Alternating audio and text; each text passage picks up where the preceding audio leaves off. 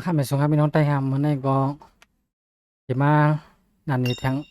อันใกล้ๆถามมาที่เปิดอันเป็นเครื่องโหมันคั่นนะอันเครื่องโหมันเนี่ยมันก็ว่าเปิดไรว่าสังซี่นี่คั่นนะมันก็บ่ได้เปิดนะมาดีทั้งค่าเลยนะไม่ก็มาดีควบคุมอันว่า2เนี่ยนะแต่ลงมาตั้งแต่สุดนี่คั่นนะเนี่ยครับที่เปิดมันคั่นนะอันนี้นะมาเปิดตัวไหนนะในเอวตัวนี่คั่นนะว่ามันก็มันดีปีกไว้ให้ไหนคั่นนะวางก็ปีกไว้ให้ไหนอือหายวางแล้วอันนี้นะ พอมาเปิดตัวในนะเมื่อเปิดตัวในเอาก็มันดีขึ้นมาตั้งแต่ใน2แถวนะว่าปีกมันสิหาย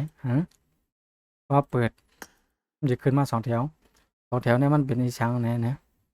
อืมอันไหนทำอันนี้มันจะมาตั้งว่าเฮาเกิงหูให้ก็ให้มันให้มันเยิงล้านเดียวหั่นนะพอมาเปิดทีนี้ก็มันจะว่าบ่เกิงหูก็มันสิเยิงล้านเดียวหั่นนะท่วมแข็งเยิงล้านเดียวเฮาก็ปีกเป็ดกันนะแล้วก็หมดเอี้ยวโตหั่นน่ะหมดเครื่องโตมันเครื่องโตมันในเฮาที่ใครเรียกกำเดียวเลยเครื่องห้ามนั้นก็ให้เรียกขำไว้หาซะนั้นนะก็เรียกขำไว้ก็แหน่กดค้างในตัวนี้นะแล้วก็อันนี้แต่เนี่ยมันดีแนะนำแหละอ่าแต่เนี่ยมันก็ดีเรียกกำเดียวก็มันก็ดีเครื่องไว้ให้นั่นได้สินะอันไหนนะมุมกล้องขนาดเอี้ยวตัวมุมกล้องหมุนหมุนกล้องขนาดเอี้ยวตัวอันนี้นะเรื่องมือเฮาเกิงเฮาก็เลขซ้ายเลขขวาเลยอะนะอันนี้นะต้องลองเปิดป้านะโอเคค่ะก็มีกันไหนกันนะอันพวกก็มาจบปันนะคะนะอย่าไปลืมเรียกไลน์เรียกแชร์บันครับพี่น้องได้ค่ะนะแล้วก็อย่าไปลืมเข้าหาปันแห้งในข้อ YouTube ใหม่ค่ะนะ